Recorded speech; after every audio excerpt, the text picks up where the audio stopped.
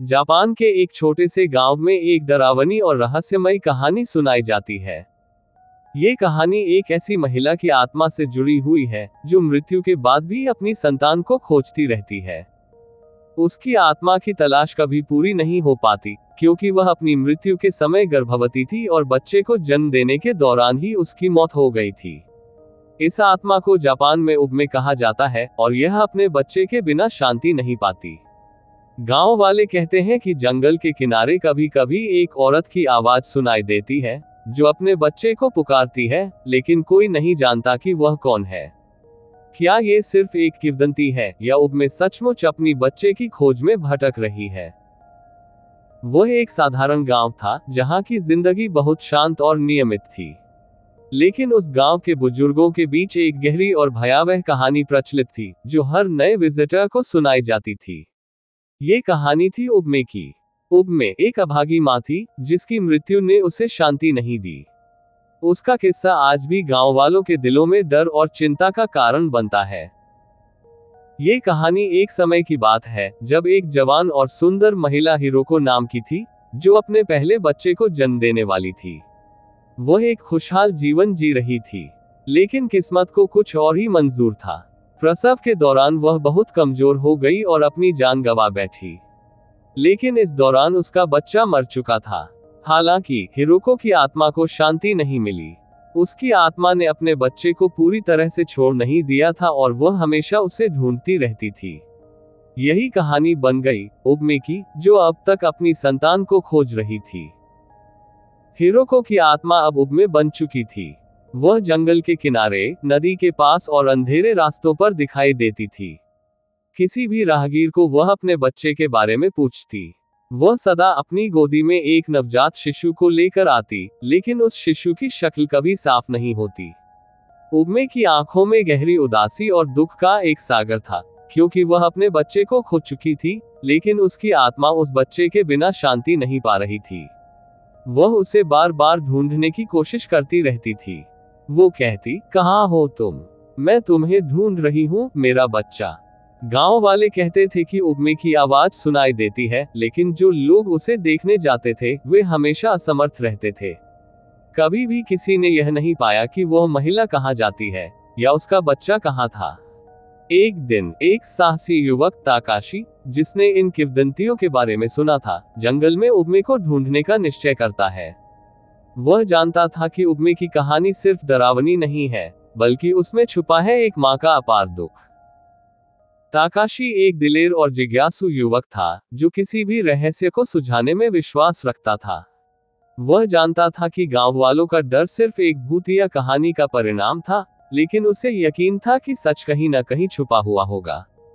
एक रात उसने अकेले ही जंगल जाने का फैसला किया। दोस्तों और परिवार वालों ने उसे रोकने की कोशिश की, लेकिन वह नहीं माना। उसने सुना था कि उबमे की आत्मा सिर्फ रात के समय प्रकट होती है, और वह उस रात को उसी आत्मा से मिलने का मौका नहीं छोड़ना चाहता था। जैसे ही वह जंगल में दाखिल हुआ, उसने महसूस किया कि वातावरण कुछ अजीब सा है। हवा में एक ठंडक थी और घना अंधेरा था। उसकी कदमों की आवाज भी जैसे जंगल की खामोशी में खो रही थी। फिर उसने वह आवाज सुनी जिसे वह इतना सुन चुका था।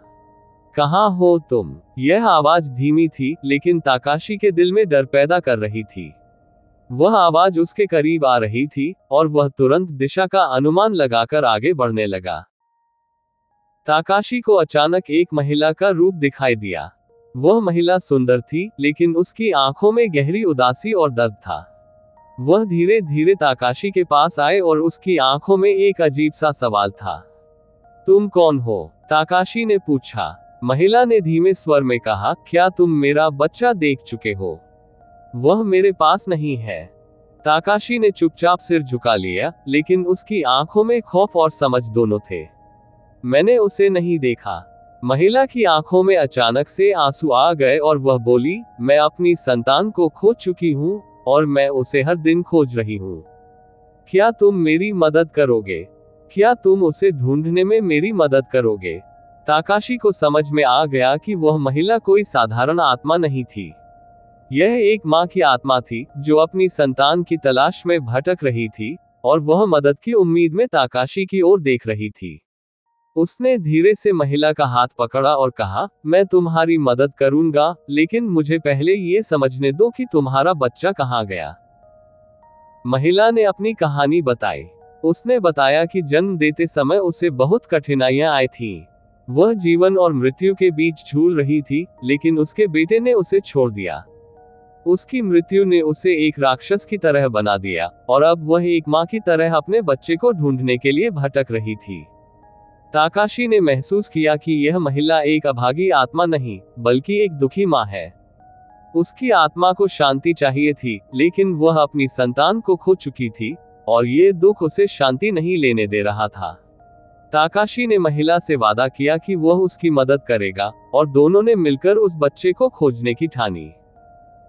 जब ताकाशी और महिला उस जंगली इलाके में और अधिक गहराई में गए, तो अचानक एक अजीब सी ताकत महसूस हुई।